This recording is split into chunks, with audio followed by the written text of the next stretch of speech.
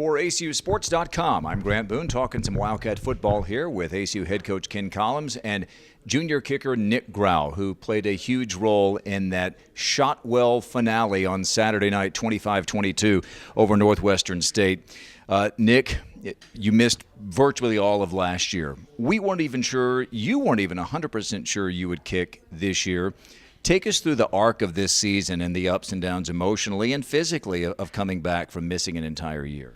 Coming back from a back injury like what I had in the beginning during fall camp, I wasn't completely sure I was going to be able to make it through the season. Getting back into kicking every day was something my body wasn't used to anymore, and it took a lot of adjustments and different kind of playing around with kicking and different approaches on how I can make it work for myself, and I finally figured it out, and it seems to be working throughout the season. How much have you had to adjust maybe previous years' weekly routines kicking with this injury? Coach Collums always got on to me about kicking 100 balls a day in practice, and he always told me, you better watch yourself. But after this injury, I am now limited to maybe 20 footballs a day. Some days I don't even kick. I've really disciplined myself and kind of learned how to really make the ones that I kick count and really approach those in the right way. I didn't know you got on to people. We'll talk about that in a second. Would you expound just a bit on that? That's an interesting thought. I don't kick as many, so maybe it makes me focus a little more on the ones that I do kick. Yes.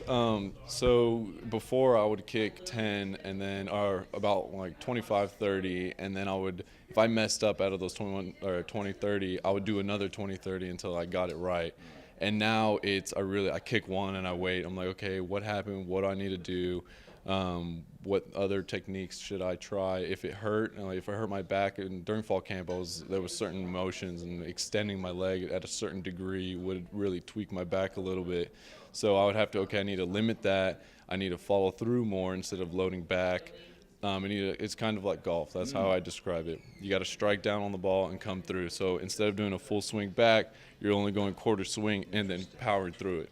You're talking my language here. I like it. It seems like you're kicking it better than ever. Are you? I do think so. I think that with the limitations that I've put on myself and kind of the way I'm approaching football and kicking right now, it has made myself more disciplined. And so now whenever I kick the ball, I know exactly what it is I have to do. I'm not overthinking it. I'm really taking my time and focusing on my sweet spot and really getting them through. Well, you haven't missed one yet. Technically, one counted as a miss when it was tipped at the line of scrimmage, but you're 11 of 12 officially. You've only missed 6 in your entire career. You've had at least 3 over 40 yards, including a career-long 46 this year. So the numbers would bear out what you're saying. Specifically Saturday night, there was the sense early on, wasn't there, that every point counts? Yes, sir. We definitely started at a slow start. It was a weird 6-2, and throughout the whole night the numbers were off. And when I first went out for the field goal, I was warming up and I really didn't realize how far we were. So when I went out there and I started counting my hashes and I realized it was past the 30, I was like, oh, this is actually a long one. And so now I know that my range is definitely reduced. I don't get as much power on the ball, but I really focus on accuracy. So whenever we get to the 25 or even close to the 30, I know 50 yards is pushing it, but anything in between there, I know that if I hit it just how I've hit every other one, I'll put it through. Let's talk to your head coach here. Coach, you told me when he went out last year that you didn't just lose a great kicker, you lost one of your best football players on the team, and we've seen, haven't we, this year what a difference he can make. Sure. When you have a guy like Nik, it makes it way easier as far as a play caller, as far as a quarterback's approach to when you get in his range. We all kind of know his range, where we're going to kick it. And, so your quarterback's not running around doing crazy things, trying to overdo it. It's like, I know we've got 3 points, so be smart with the football, just throw it away. And when you don't have a guy like that, it just, it changes everything. And so I'm fired up that he's healthy. And really, it's not just being healthy. I mean, a lower back surgery to a kicker, there's so much torque that's created just when you kick a ball, nobody knew how he was going to come back. There's no book on, well, here's the injury, this is how long it's going to take. I mean, you're dealing with a low back. Usually don't come back, period. I know it. And every injury is different. Every person is different. And the resiliency that Nik has shown is, it's pretty impressive, because right now, he's learned how to manage his body, which all athletes at some point, I wish they would do what he's doing, to learn your limitations, take care of your body, which is the utmost importance, and he's done that, and now he's having a great season. Coach, you don't get to script things in football. Well, you can script plays, I guess, but you don't get to script endings. But we close out 58 years at Shotwell, not just with a 25-22 win, but on senior day, you had some seniors really step up, didn't you? Yeah, we did. From one of the first significant plays of the game. They score on a big play, so they're lining up to kick the extra point. And, of course, we've got a guy there in the middle that's like, all right, I don't care if this is an extra point or if it's a field goal. I'm going to get through there and block it. Josh Boone. And Josh Boone. He thinks he can block every one of them. So he gets through there so fast.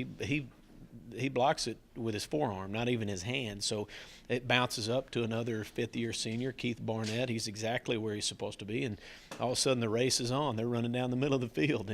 And we had different seniors come up big. Richard Griffin had a big pick. So it was fun to see those guys compete and do well. And to finish this thing at Shotwell with a win, and that was a pretty cool win. And Nik got Southland Conference Special Teams Player of the Week honors for his efforts. You go down to Strawberry Stadium. First time ACU's been down there since 1971, when both teams were back in the Southland Conference in those days. Coach, you knocked them off last year in a game that went down literally to the final 22 seconds. You threw a touchdown to beat them 21-17. The road's been a tough place. It's a tough place for most teams, let's face it, but it's been tough for your team.